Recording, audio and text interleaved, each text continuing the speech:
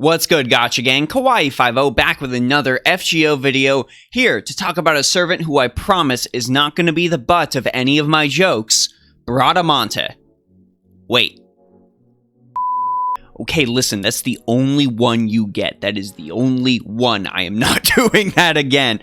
We're going to be going over Bradamante's stats, her abilities, command codes, craft essences, the whole shebang. And if you were one of the lucky people that pulled her in the recent gacha, well, you're going to know how to use her to the best of her ability.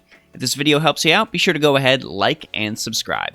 Let's get talking. Bradamante, and let me know if I'm butchering that, is a 5-star Lancer type servant with a quick arts buster type deck and a quick type noble phantasm, which means you've guessed it, Scotty system potential. Now, some things to know about her stats: her 15,682 HP is actually incredibly high. It's strange that she's got this raw, like, tanking meat potential, but not a lot of the skills to go behind that. Her attack, which is her more important stat, is sitting at 10,833, which is solid for a Lancer, all things considered. Her NP per hit seems pretty good at a 0.7, but the fact that she only has 2 hits on her 2 arts cards means more often than not, from just her general attacks, you're not going to be getting a lot of noble phantasm refund.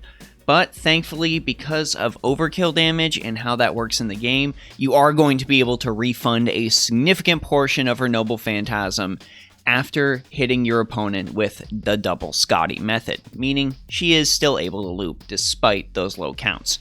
Her star absorption is also an 88, which is typical for a Lancer, and that star generation is pretty good, meaning she is going to be able to generate some stars to further help her baseline poor noble phantasm gain. Bradamante's first skill is Merit of Claremont, rank B. This increases her quick and arts card effectiveness by 20 to 30% for 3 turns, on a 5-turn cooldown. The fact that this skill is a 3-turn skill is very important, because it gives her the maximum potential for damage on her loops, which is very effective if you give her a max limit broken kaleidoscope, if you happen to be a whale like myself. Regardless, though, of whether you're using her for looping or not, this is her primary source of damage and her primary source of NP gain, so you're gonna want to max this skill first. Bradamante's second skill is Paladin of the White Feather, rank B+. This gives her Guts, 1 time over 3 turns, that can heal between 1,000 and 3,000 HP. It also increases her own defense by 20 to 30% for 3 turns, and this is on a 6-turn cooldown. This ends up being Bradamante's main survivability skill, and I know I said that she didn't have a lot going for her when it came to tanking, and I still kinda mean that. Was really hoping for something like a taunt, something like additional evades, invincibilities, something to overall mitigate damage more than a defense boost. I would have even taken damage cut. But because of this means that we are going to want to max this skill last. Guts is guts is guts. 1,000 to 3,000 HP, it usually never ends up making a lot of a difference. If you come back from Guts and you still get hit on subsequent attacks, you are likely going to die, even if you are at 3,000 HP, though it is still a very powerful Guts. Bradamante's last skill is Thaumaturgy Sanctification, rank A. This increases the noble phantasm gauge of one ally by 10 to 20% and removes all debuffs on them. This you're going to want to max second in order to get that 20% NP refund as quickly as possible. I'm sure a lot of people out there using Scotty system loopers have realized that any targeted or single target NP steroid is incredibly important when it comes to making consistency in the system, and Bradamante's Thaumaturgy skill is no exception. Bradamante's Noble Phantasm is Bouclier de Atalante, rank B, which I definitely butchered. This Noble Phantasm does 600 to 1,000% damage depending on NP level, has a 60% chance to inflict stun to all enemies, and it decreases your enemy's critical hit rate by 20% for 3 turns. More importantly than any of this, it has an NP strength steroid that activates before damage is dealt, and this is overcharge based, so at a 20 to 60% boost. So, if you happen to have 2 supporters with Atalante, and they have Noble Phantasms that don't deal damage, you can use both of those to maximize her Noble Phantasm strength off of Overcharge, and therefore maximize her NP refund from her Noble Phantasm's damage.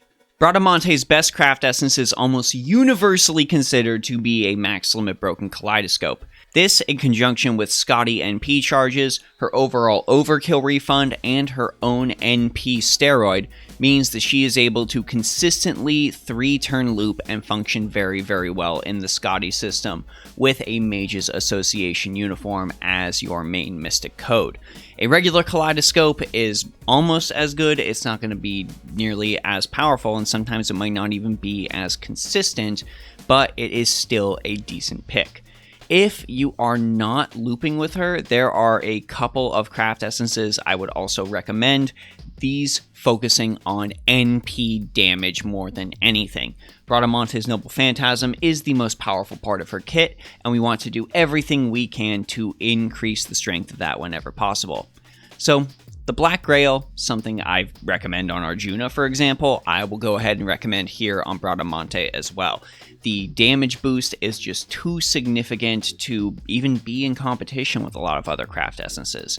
But of course, if you don't have that Kaleidoscope or that Black Grail as options, there are a lot of other options in honesty. There are a ton of craft essences out there that give you Noble Phantasm strength, and I'm going to mention one other one from the Gacha and one freebie that I think could really, really help Bradamante. Duke of Flame, I feel, is a supremely underrated craft essence, and it has a lot of potential when equipped on the right servant, and Bradamante is one of those servants. This grants you an NP strength increase by 20 to 25%, but it also increases your NP overcharge by 2 levels when using it. This only happens once, but this means that the very first Noble Phantasm Bradamante uses of the fight is going to get a 40% NP damage boost as opposed to a 20% boost, which means more damage, higher chance to refund, higher chance to attack again. And for a freebie recommendation, I'm going to go ahead and select Foxy Lady. Foxy Lady, when max limit broken, gives you 5% NP gauge a turn, 20% NP strength, and a damage cut of 200. This grants Bradamante a little extra survivability. The NP gauge that recharges per turn helps make up for her low base NP gain on her attacks, and the NP strength boost helps her primary source of damage. For Bradamante's allies, there is very little competition in the face of Skahawk Scotty. She is just an absolute titan that will reign over the quick meta for a long time to come. And with Bradamante being a looper, they are pretty much made for each other. Now, that doesn't mean she's the only option, she's just the best. Of course, you've got your more freebie-focused options, like your Helena Blavatsky, for example, and your Chiron as well, if you're willing to swap him out so he doesn't eat all of Bradamante's stars. Though she doesn't have a critical damage boost, so he's not nearly as ideal as a lot of other options. I would definitely also like to recommend Leonardo da Vinci Rider, who is able to increase the NP strength of all allies, increase the NP gauge for all allies, and also increase the NP overcharge level for all allies by 1 stage. So if you go ahead and pair this with a Bradamante that is using the Duke of Flamecraft essence, you are going to be getting a 400% overcharge, which is a 50% NP damage increase on that very first Noble Phantasm you use. Bradamante's command codes are very, very simple. We want to focus on ways to up her NP gain, as well as give her additional NP damage whenever possible. So when it comes to her single solitary buster card, I've got to recommend Da Vinci Chan. That is a 15% NP damage boost.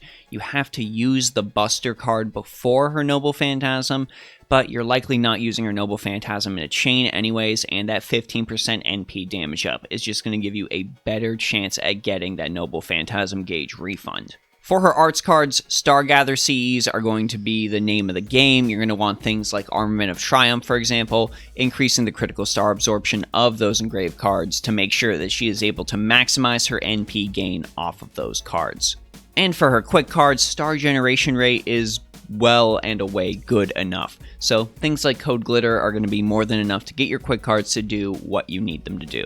Overall, Bradamante has one thing she is really, really good at, but that is also just one thing she is really, really good at.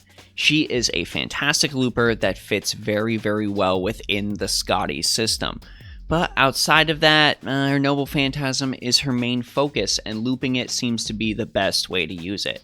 You can of course use her in general challenge quests. As long as you focus all of her damage into her noble Phantasm, she is going to serve you well, but she doesn't have a lot in the way of personal survivability outside of her guts. She needs her team to focus completely on her for her to do well, and overall, like I said, looping just seems to be what she is absolutely made for. So if you need a looper, Bradamante is absolutely worth rolling for.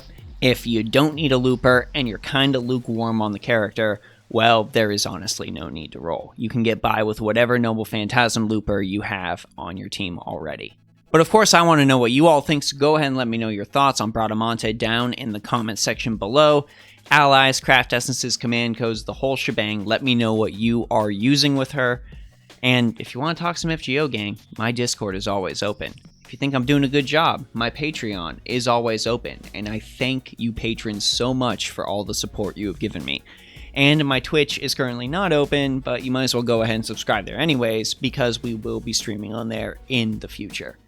This is Kawaii50, hoping you all have a phenomenal day. I'll see you all in the next video.